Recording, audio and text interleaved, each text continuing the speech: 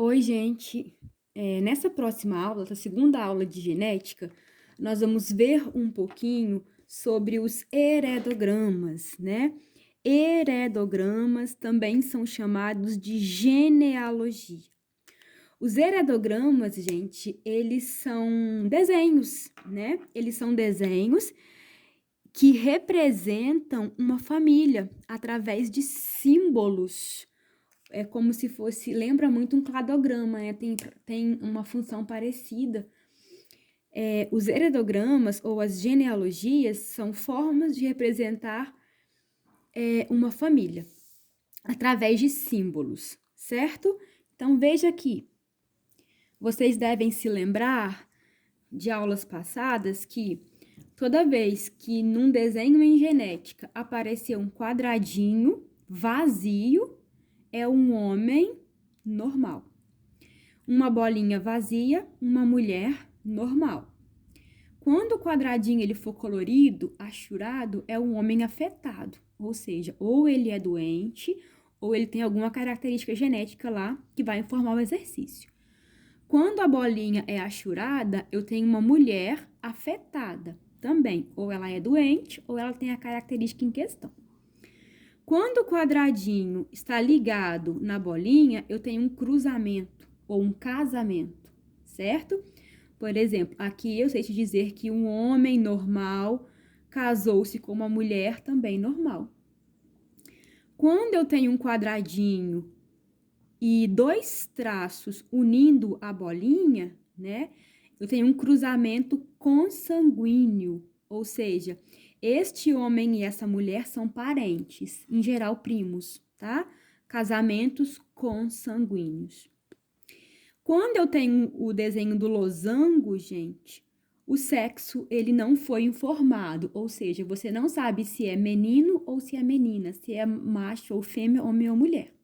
Sexo não informado. Não quer dizer que o indivíduo é gay, não é isso.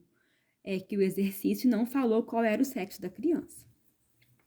Quando o desenho ele for assim, ó, quando os símbolos eles estiverem unidos, significa unidos assim na parte de cima, não é um cruzamento como aqui, são unidos assim, são os irmãos. E eu tenho aqui esta menina normal, é irmã desta menina afetada, que é irmã desta menina normal, que é irmã deste menino normal. E a ordem eu leio da esquerda para a direita. É a ordem de nascimento. Então, eu tenho irmãos na ordem de nascimento, ou seja, o casal lá, né, tiveram uma menina normal, então essa é a primeira filha, a filha mais velha. O segundo filho também foi menina, só que uma menina afetada. O terceiro filho foi outra menina normal. E o quarto filho foi um menino, certo? Esse símbolo aqui, irmãos gêmeos dizigóticos. Os dizigóticos, gente, eles são diferentes, gêmeos diferentes, certo? Lembrando que gêmeos dizigóticos, que são os gêmeos diferentes, eles podem ter o mesmo sexo ou sexos separados. Então, gêmeos diferentes podem ser duas meninas, dois meninos ou um casal. Esse símbolo aqui representa os gêmeos monozigóticos. Os monozigóticos são os gêmeos idênticos, os iguais. Perceba, ó, que quando eles são monozigóticos, eu tenho esse traço aqui, ó, diferenciando os dizigóticos. E gêmeos monozigóticos obrigatoriamente são do mesmo sexo, porque se eles são idênticos também no sexo. Então, ou são duas meninas ou são dois meninos, certo?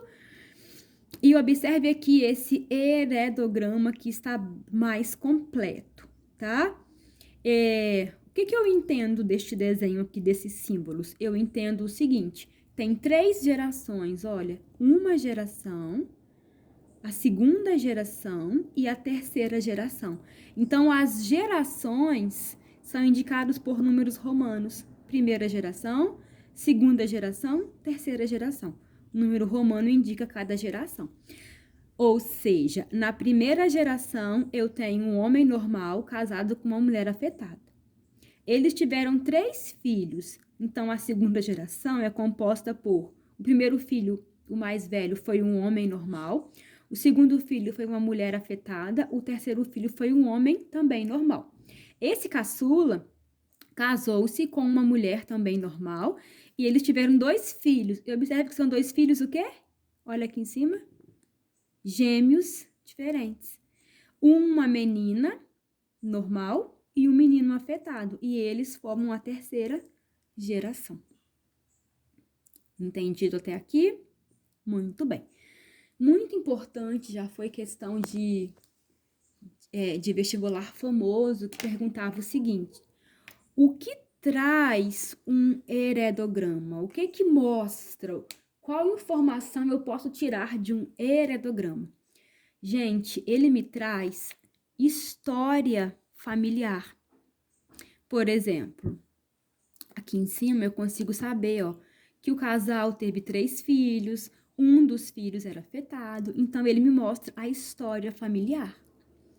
Ele também me diz o padrão de herança. Ele me fala se o afetado, ele é afetado nos cromossomos sexuais ou nos cromossomos não sexuais. Os cromossomos sexuais eu chamo de cromossomos alossômicos. Os cromossomos não sexuais eu chamo de cromossomos autossômicos. Analisando o heredograma, dá para saber se o padrão, se a doença, se a característica afetada, ela está num gene autossômico ou num gene alossômico. Ele me informa também se a herança ela é dominante ou recessiva. Olhando aqui, eu tenho como saber se é uma herança condicionada, causada por um gene dominante ou recessivo. E, gente, eu também consigo tirar do heredograma o genótipo das pessoas. Eu sei quem é azão, azão, quem é azinho, azinho, quem é azão, azinho. Certo? Quando eu não consigo determinar o genótipo com certeza, eu escrevo assim, ó, por exemplo, azão, traço. Esse traço quer dizer que aqui eu posso ter ou um outro azão ou o azinho. Eu não sei, então, se ele é homozigoto ou se ele é heterozigoto. Se eu não sei, eu coloco azão, traço. Certo? Agora, eu preciso que vocês, gente, prestem bastante atenção, porque vocês vão precisar dessa informação que eu vou falar agora para resolver 60% dos exercícios ou mais, tá? Vamos entender, então, como saber se o caráter, se a característica, ela é causada por um gene dominante ou por um gene recessivo, através do heredograma. Por exemplo, a pessoa apareceu lá com 6 dedos em cada mão. Quer dizer, isso não é normal, isso é uma característica, essa pessoa ela é afetada pela polidactilia. Mas como que eu sei, olhando para o desenho, para os símbolos, ó, para o heredograma, se a herança, se a característica ela é causada por um gene dominante ou recessivo? Tem macete, tá? Então preste bastante atenção. Se você olhar para o heredograma e encontrar um desenho igual a esse, pais normais com filho afetado, o filho ó, é achurado, significa que a característica ela é recessiva. Então, esse menino é afetado, ele é o azinho, azinho. Como um alelo vem do pai e o outro alelo vem da mãe, e os pais são normais, se eles são normais, eles têm o azão. Então, preste atenção. Você bateu o olho no desenho, no heredograma, e encontrou um casal assim, pais normais com filho afetado, o afetado ele é recessivo. Aí você taca lá o azinho, azinho e encontra os demais genótipos. Agora, se acontecer o contrário, observe aqui, ó. Eu tenho aqui o contrário. Pais afetados com filho normal. O normal, gente, é que é o recessivo. Então, esse aqui é azinho, azinho. Se esse aqui é azinho, azinho, a gente sabe que um alelo vem do pai, o outro alelo vem da mãe.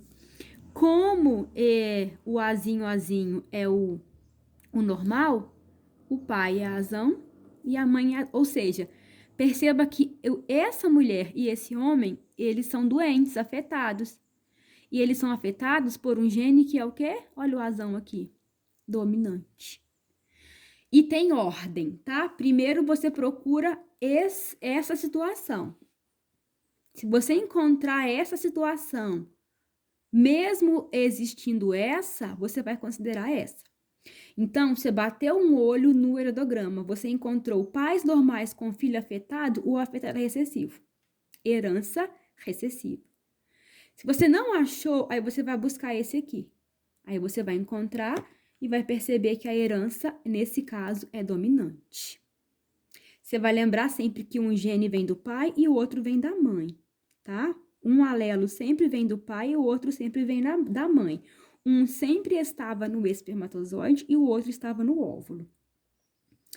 E terminamos por aqui essa matéria dos heredogramas, tá bom? Um abraço, até a próxima aula.